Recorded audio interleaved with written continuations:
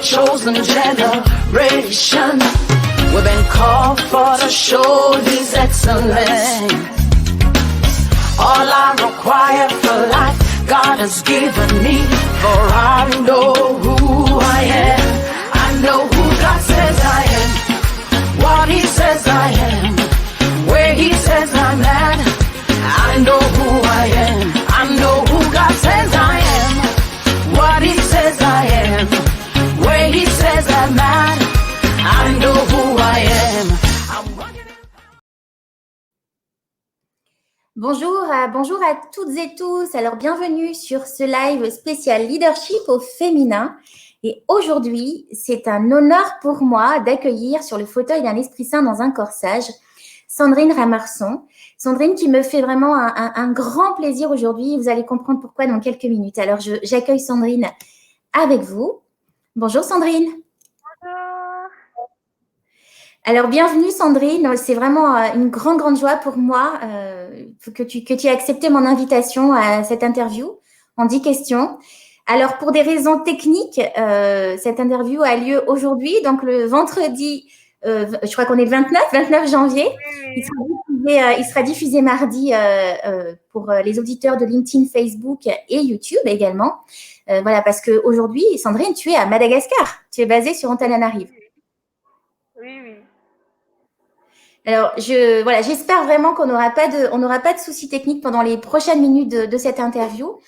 Dans tous les cas, vu le secteur dans lequel tu évolues, je suis certaine que ça va très bien se passer. Alors, Sandrine, tu es née justement, donc tu es née à Madagascar, tu as fait des études d'informatique et ce que j'ai compris de l'échange qu'on a eu toutes les deux durant tes études, tu as participé avec un groupe d'amis à un projet de digitalisation des écoles, tu vas peut-être en parler tout à l'heure d'ailleurs, qui a gagné un trophée Microtrade. En 2016, tu co-lances justement le développement d'une plateforme dématérialisée et en réalisant qu'il manque un système de paiement en ligne sur Madagascar. Et c'est comme ça que Vanilla Pay voit le jour, je crois, si je ne me trompe pas. Aujourd'hui, tu jongles justement entre deux activités de business development et de digitalisation avec Arrière.net. Tu vas peut-être aussi nous parler de Marraine.mg. Et je crois qu'Arrière.net a vraiment une très belle ambition justement de prendre une part d'elle dans l'innovation financière à Madagascar. Ce que j'admire vraiment par-dessus tout, dans le premier échange qu'on a eu et puis dans le suivi de ton parcours sur les derniers mois, c'est comme ça que je t'ai repéré. C'est vraiment d'abord ta belle énergie entrepreneuriale dans un secteur qui est clairement peu représentatif du genre féminin, qui est la FinTech. Ce que j'ai beaucoup aimé aussi, c'est ta prise de recul et ton apprentissage très rapide en fait des leçons entrepreneuriales dans ton parcours que tu vas partager avec nous. Et enfin, une dernière chose, et là, c'est vraiment, ça m'appartient, parce que pour moi, tu représentes aujourd'hui à Madagascar le modèle du futur en tant que femme et puis représentatif aussi de la nouvelle génération.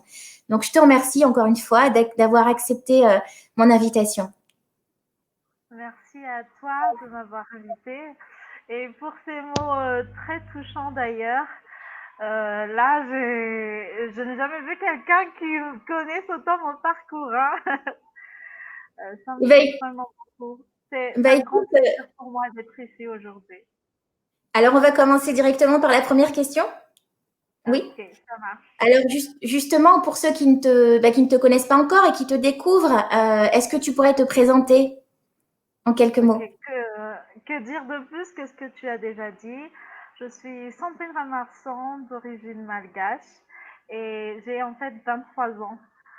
Et j'ai fait mes études en informatique qui m'ont conduit plus tard à entrer dans le secteur du fintech et à développer Arrière.net, que vous connaissez aussi sous le nom de Vanilla Pay. Depuis maintenant 1 an, j'ai aussi co-créé avec une petite équipe, une petite start-up qui s'appelle Business Development et qui œuvre dans le business linking en fait. En fait, je suis dans tout ce qui est dématérialisation, numérisation et tout ce dont vous avez l'habitude de voir plus les hommes que les femmes. Je suis la petite femme dans un monde d'hommes. Voilà, c'est moi, Sandrine Ramarson. Merveilleux. Alors, je suis sûre que tu dois transmettre énormément d'optimisme et de positivité avec ton énergie, Sandrine. Il y a beaucoup de choses, évidemment, qui caractérisent probablement ta personnalité, mais je t'ai donné ce challenge de te décrire en 3 verbes. Est-ce que c'est envisageable pour toi, sans volonté de te réduire, évidemment, à ces 3 verbes? Ok, en 3 verbes, ce serait rêver, oser et persévérer. Rêver, oser et Et persévérer. persévérer. Oui. C'est toute une histoire. Alors, en parlant d'histoire et de transmission, quelles sont les valeurs que tu as reçues de ta famille et peut-être de ton environnement collectif?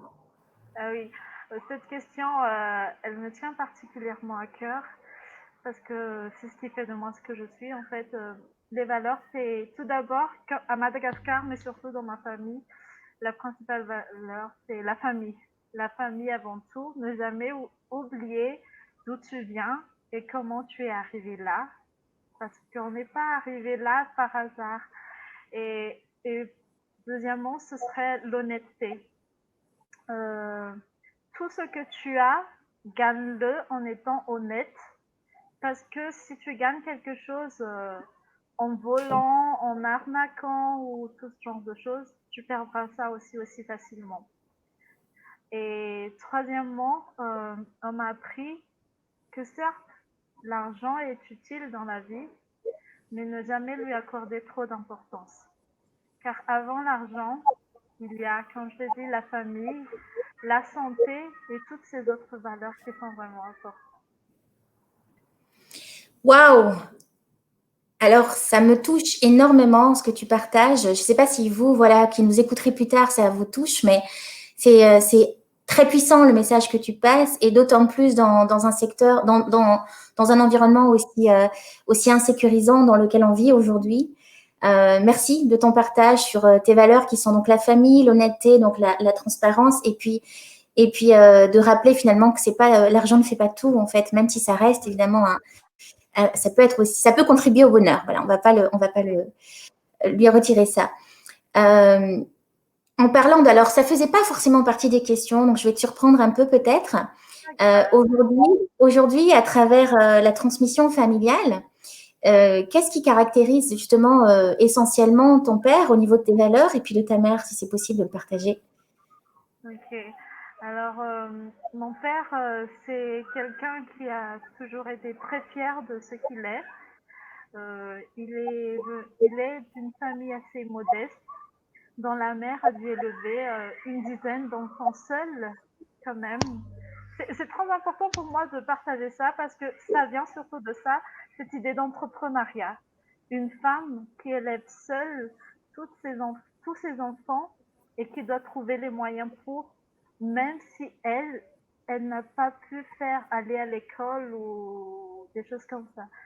Je ne sais pas si dans le monde, on se rend compte en fait de la grandeur de ces choses. Tu n'as pas eu assez d'éducation pour avoir un bon travail, un grand travail, et pourtant tu as des enfants à élever qui sont à ta charge et tu dois te débrouiller. Tu dois être une femme forte et indépendante sur ces gens-là.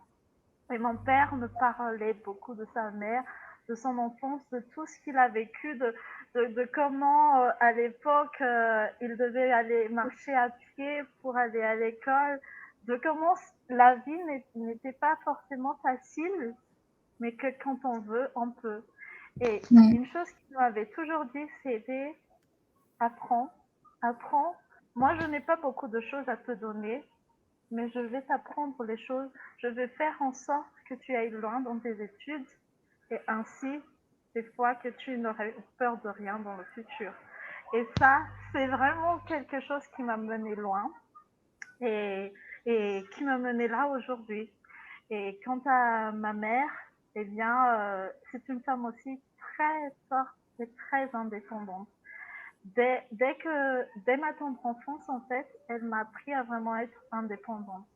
Ne dépend pas des gens. Aie toi-même la possibilité d'avoir ce que tu veux. N'attends pas forcément les choses des autres, mais si tu veux quelque chose, bats-toi pour l'avoir. Fais tout pour l'avoir, tout en restant honnêtes. Donc, ils ont tous les deux, mais surtout aussi mes grands-parents, ils ont vraiment joué un grand rôle dans mon histoire. Oui, effectivement, on sent vraiment la puissance de la transmission familiale et on en parlera peut-être après, mais c'est une des ressources indispensables pour pouvoir réussir, notamment dans les prises de risques que tu as pris, hein, que tu as prises, tu vas nous en parler. Merci pour ton très très beau partage rempli d'authenticité. Alors justement, dans la continuité de ces enjeux autour de la femme, est-ce que selon toi, la position de la femme a évolué à Madagascar sur les dernières années et dans quel sens? Oui, ça a beaucoup évolué. Quand j'y pense, je me dis, quand même à Madagascar, au tout début, il y avait déjà eu beaucoup de reines. Donc, on ne va pas dire que les Malgaches sont très sexistes, vu qu'il y a eu beaucoup de reines. Oui. Mais quand même, à part ces reines-là, il ne faut pas oublier quand même que la place des femmes à Madagascar, surtout auparavant, c'était surtout chez elles, à cuisiner, à prendre soin des enfants, des choses comme ça. Et c'était à l'homme de nourrir, c'était à l'homme de travailler. euh, et au fil du temps, en fait, on a vu que ça a évolué petit à petit. Les femmes ont commencé à aller à l'école, à travailler et, et aussi par le fait de travailler, en fait, on commence à reconnaître ces femmes qui occupent de grands postes, mais aussi, surtout, ces femmes, en fait, ces grandes femmes derrière ces grands hommes. Ici à Madagascar, on commence quand même à se dire, cet homme, il a réussi, il a cet empire, mais n'oublions pas que s'il est là aussi, il y a cette femme aussi derrière. Cette femme aussi aurait pu être capable de la même chose, mais elle a choisi de faire ceci ou choisi de faire cela. Et il y a de plus en plus de femmes, par exemple, dans le gouvernement, à la tête de grandes sociétés et dans des domaines dont on n'aurait pas cru quand même. Ceux qui ont représenté Madagascar au concours de robotique, ce sont des femmes quand même. Hein. C'est vrai, waouh, effectivement. Et puis en plus, tu es aussi encore aujourd'hui une digne représentante de cette transition, on va dire, hein, parce que dans un secteur de la fintech essentiellement masculin et au-delà de Madagascar, hein, dans le monde, même si il y a des actions qui sont mises en place aujourd'hui parce que il y a un vrai enjeu de mixité dans des secteurs comme celui-ci. Euh, Pourquoi est-ce que tu as choisi justement de suivre cette voie de la fintech? Pourquoi tu as choisi de suivre une voie autour de la démat et de la finance? Euh, Au début, je suis une personne qui a en fait beaucoup de choses en tête. Alors, arrivé à mon baccalauréat, je me suis dit, qu'est-ce que je veux faire exactement? Je voulais faire plein de choses, vraiment plein de choses. Je suis passée de la psychologie à la comptabilité, d'avocate à... Je voulais des choses humaines quand même. Hein. D'avocate à une personne dans la communication. J'ai pensé à tout et je voulais dire, moi, je veux avoir un impact sur les gens. Je ne sais pas de quel moyen, mais je vais voir. Après, la valeur, comme je l'ai dit, la valeur importante, c'était la famille. Donc, je suis un peu discutée avec ma famille, qu'est-ce que je vais faire, etc. On n'a pas tout de suite été d'accord. Après, on a essayé de voir quand même qu'est-ce que moi j'aime et qui pourrait aller aussi pour mon futur. Je Oui, pensais, j'aime bien les langues, mais j'aime bien aussi les mathématiques et les logiques. Qu'est-ce qui pourrait un peu lier les deux? Donc là, je me suis lancée dans l'informatique avec quelques exemples dans la famille, des oncles surtout, qui sont dans le domaine. Et je me suis lancée dans l'informatique et ça aussi, je voulais le dire, c'est un choix que j'ai fait au début, sans pour autant forcément être très passionnée. Mais au fil du temps, en découvrant les choses, en fait, j'utilise ce terme, je suis tombée amoureuse de l'informatique. Et j'ai appris à voir que finalement, ça correspondait à ce que je recherchais et que je pouvais faire beaucoup de choses et impacter la vie des gens comme je le pensais, je pouvais le faire à travers l'informatique. Et petit à petit aussi, durant mes études, en fait, on a eu beaucoup de projets. Et j'ai vu que j'avais des préférences pour tout ce qui était plutôt finance, gestion de prêts, des logiciels de banque, les choses comme ça. Les gens n'aimaient pas parce qu'il y avait trop de chiffres. C'était, ça me rendait un peu, mais j'adorais. Alors, là, quand on a créé notre petite équipe pour le concours microcrédit avec le projet Get à l'époque, et qu'on a commencé à avoir ce problème de paiement en ligne, et qu'à l'époque aussi, j'ai pu donc en parler à Monsieur Andy Ranjir Managat, le CEO actuel de Vanilla Pay. On en a discuté, on s'est dit, bon, je crois qu'on est sur la même longueur d'onde, on va se lancer, on va faire ce truc et on verra où ça nous mène. Et nous voilà aujourd'hui, des années plus tard, je suis toujours dans le monde de technologie, de la fintech, mais aussi de tout ce qui est dématérialisation en fait. Parce que plus on voit les choses, plus on voit ce qui manque. Donc on se dit on peut encore faire ça, on peut encore faire ça. Et voilà. C'est incroyable parce qu'en fait, en t'écoutant, alors je ne sais pas pour vous qui nous écouterez plus tard, si vous avez la même perception que moi, mais en fait, on sent vraiment un mélange, un équilibre entre l'enthousiasme, on va dire, de la créativité, de la puissance créative, et puis en même temps une belle maturité déjà de réflexion, de questionnement en fait, qui fait que tu te lances finalement dans une trajectoire à la fois audacieuse et puis en même temps bien mûrie, bien réfléchie.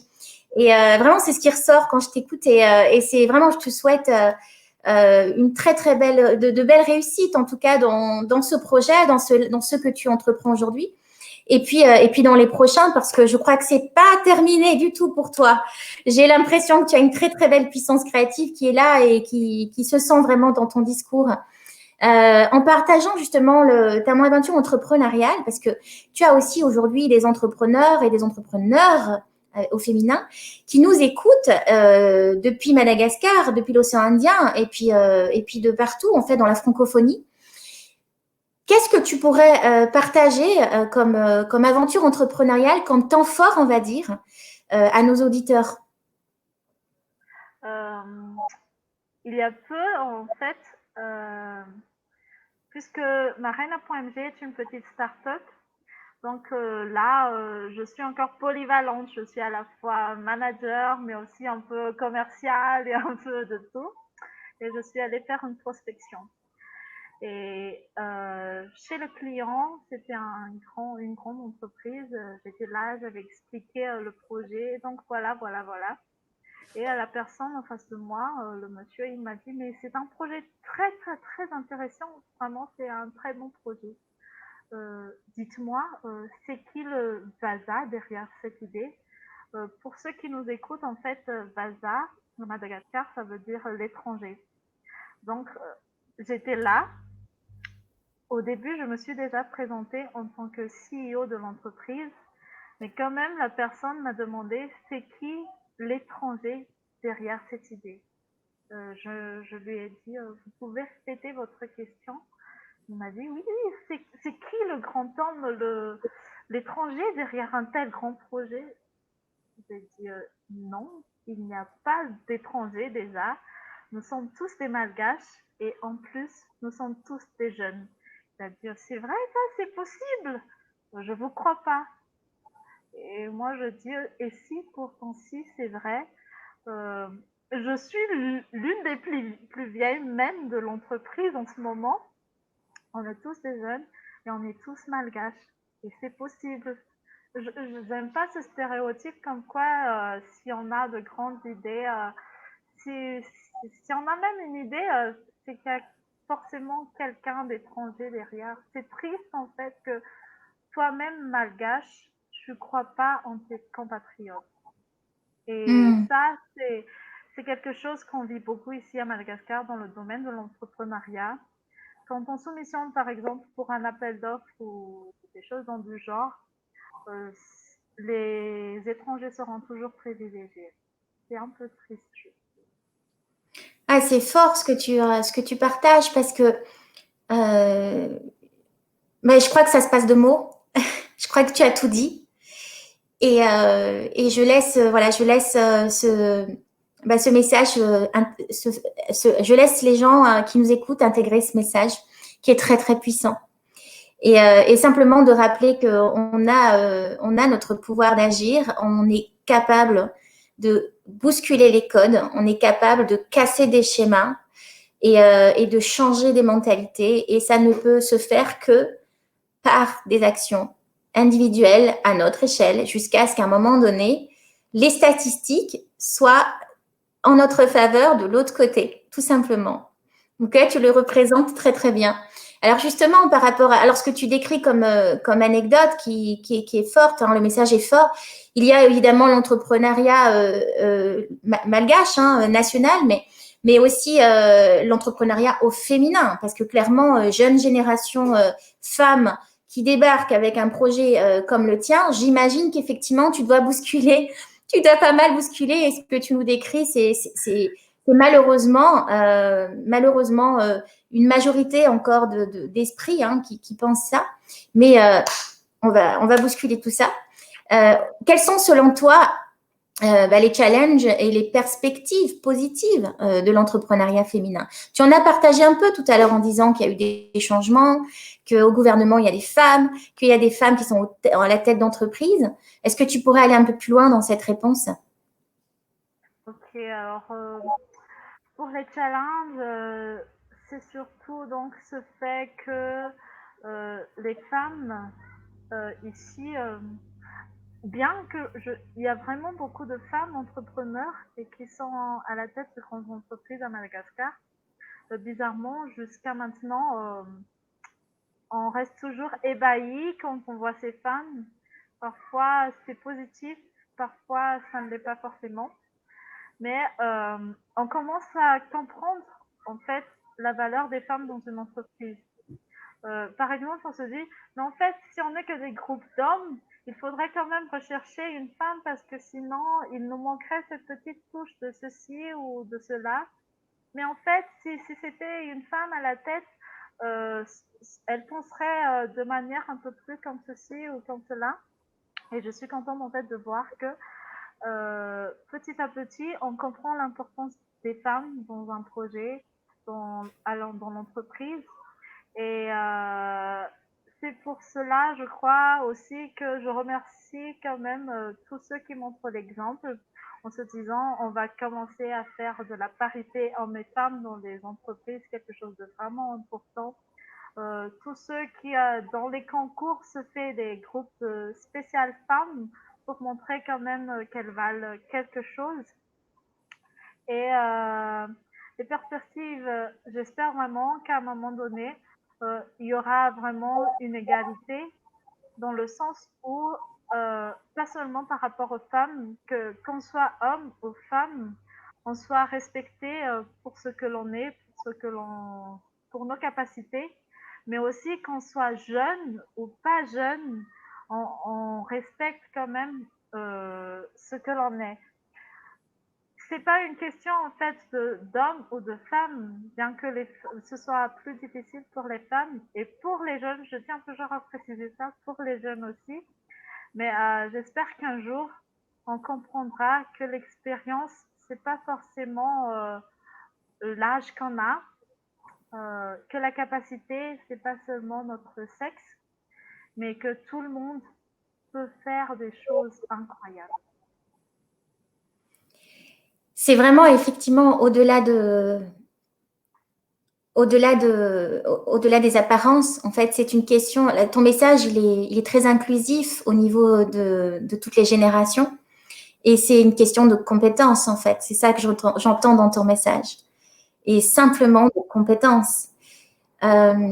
Alors, tu nous as parlé tout à l'heure de cette belle transmission familiale qui te porte aujourd'hui. Tu sais que c'est un programme hein, qui est vraiment dédié au leadership éclairé et notamment au leadership au féminin.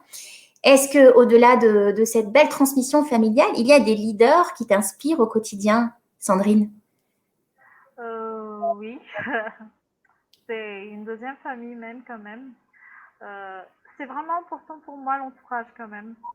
Donc les leaders, pour moi, ce sont surtout ceux qui sont près de moi, que je connais particulièrement. Et je tiens ici à saluer par exemple ma meilleure amie, qui elle aussi a fondé sa société et vraiment avec plein de projets. Parce que c'est dans notre entourage en fait qu'on prend, qu'on a cette envie de faire aussi pareil, de se lancer. On a besoin de soutien. Et pour moi, les plus grands leaders sont pas forcément ceux qu'on voit souvent, mais ceux qui font de grandes choses, mais qui sont peut-être un peu dans les coins, qu'on ne connaît pas forcément. Euh, c'est par exemple, pour moi, cette meilleure amie qui a bataillé pour que seule, vraiment seule, elle mène ses entreprises sans avoir à demander d'argent de qui que ce soit, vraiment seule et tout en faisant par exemple ses études. C'est aussi pour moi un leader, c'est pas forcément ce grand chef d'entreprise, c'est aussi, comme je l'ai dit, cette femme qui doit élever ses enfants sans forcément avoir les backgrounds nécessaires, parce que ce sont ceux qui nous apprennent le plus de choses en fait. Oui. Ce sont ces gens-là qui nous apprennent que qu'on peut partir de rien, ne pas avoir grand-chose et finir par faire de grands merveilles.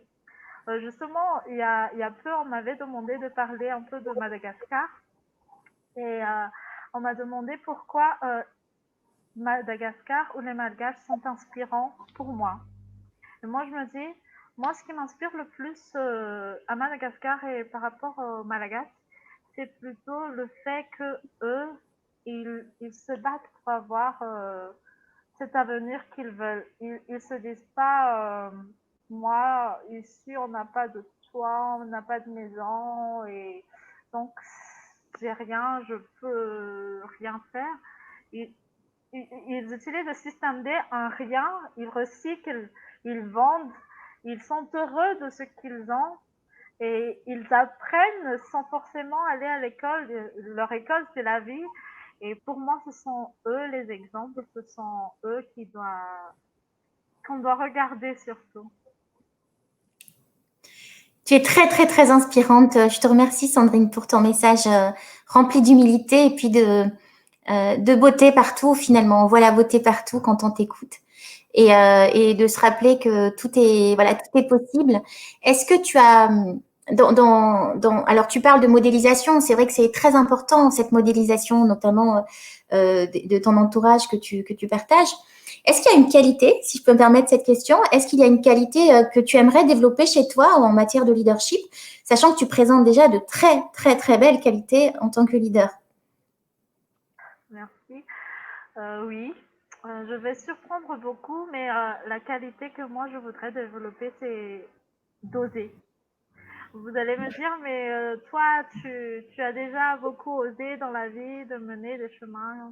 Mais en fait, je suis quelqu'un de très réfléchi, qui pense vraiment beaucoup. Je prends des risques, mais je ne prends pas de risques tant que je ne suis pas sûre quand même que ça va être un minimum bien, quoi. Et en fait, ce sont surtout mon entourage qui me pousse. Quand moi, j'ai les idées et que je me dis, j'aimerais bien faire ça, mais je crois que c'est un trop grand risque. Je crois que c'est pas... Non, non, non, il faut encore que j'y pense un peu plus. C'est surtout mon entourage qui me pousse. Allez, vas-y. C'est comme si j'étais au bord de la piscine. Je dis, j'ose pas sauter. Et qu'en fait, il me force en me poussant. Non, tu sautes, que tu le veuilles ou pas, tu iras. Et c'est cette envie même qui émanerait de moi de prendre des risques que je voudrais améliorer. Il y a quelqu'un qui avait dit à un moment, le problème des gens qui ont fait des études, c'est qu'ils pensent trop. Ils sont moins dans la théorie que dans l'action. Ils seront là à faire les analyses, et ils auront tout le temps peur au lieu de sauter le pas et de faire les choses. C'est génial. Alors, c'est intéressant parce que c'est une belle transition sur la dernière question de notre interview. En quoi c'est important cet environnement, le soutien de ton environnement quand tu te lances dans un projet comme celui-ci? Oh, oh que oui, c'est très, très, très important. Premièrement, moralement, parce que quand on se lance dans un projet, en fait, on a quand même tout le temps peur. C'est quelque chose de normal, on se dit comment ça va se finir. Et si en plus il y aura des gens qui vont nous dire mais je t'avais prévenu, ça allait pas marcher, etc. Ça va encore nous faire un peu plus mal, on aura encore plus peur de prendre le risque. Et c'est là qu'on a besoin de gens qui nous disent allez, tu peux le faire, allez, tu réussiras, des gens qui croient en toi et qui te soutiennent. Mais aussi, en fait, quand j'y pense surtout, l'entourage aussi, c'est très nécessaire dans le sens où je me demande si moi, je ne, si, si j'avais pas encore mes parents, si par exemple j'avais déjà un mari et des enfants, par exemple dans le cas où mon mari ne travaillerait pas ou serait au chômage ou je sais pas et que j'avais des enfants à élever, est-ce que j'aurais pris ce risque-là?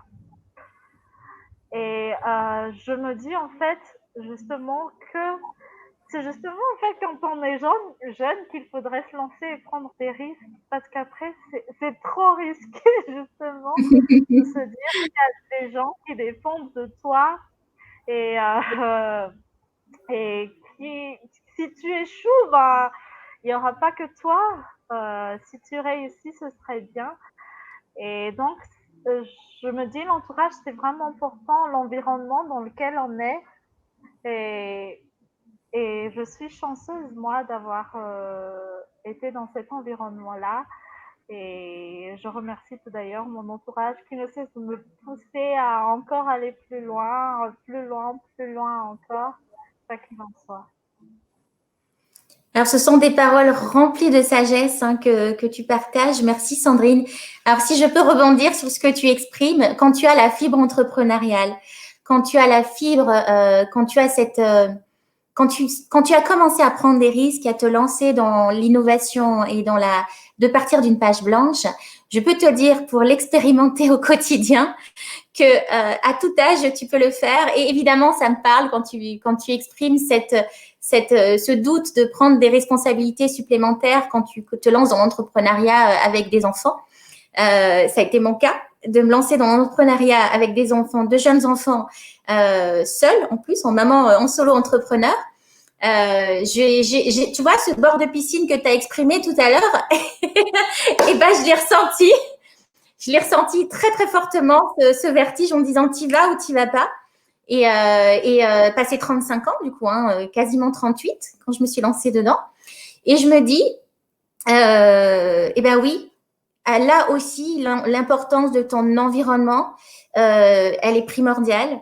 L'importance aussi de ta sécurité intérieure, d'être en confiance avec tes propres ressources. Et puis, ce que je dis souvent aussi, c'est de savoir que tu es capable de te relever même si tu tombes. Je crois que c'est ça, en fait, le plus important. C'est de dire, je sais que même si je tombe, et je vais tomber plein de fois, ben, je suis suffisamment forte et résiliente et j'ai suffisamment de ressources en moi et à l'extérieur de moi parce que je prends mes responsabilités pour pouvoir me relever et apprendre de ça. C'est vraiment, en tout cas, tu es très inspirante, tu partages des messages très, très forts d'authenticité, de bienveillance, d'amour, de courage, vraiment, il y a plein, plein de choses là dans cet échange. Je ne sais pas pour vous qui nous écouterez, mais il y a vraiment une très belle énergie qui ressort de cet échange avec toi, Sandrine. Alors, c'est déjà la fin de l'interview. Et je suis ravie parce qu'il n'y a eu aucun problème technique, mais je m'en doutais un petit peu entre nous.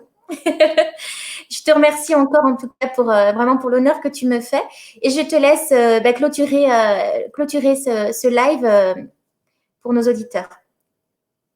C'est un grand honneur pour moi aussi et je te remercie encore pour l'invitation, Anouchka. Et pour vous, auditeurs et auditrices, moi je dirais, croyez en ce que vous faites, n'ayez pas peur. Avant d'avoir foi en quoi que ce soit Dieu, l'univers ou je ne sais pas, ayez tout d'abord foi en vous-même. Vous pouvez le faire et si vous y croyez, vous le ferez.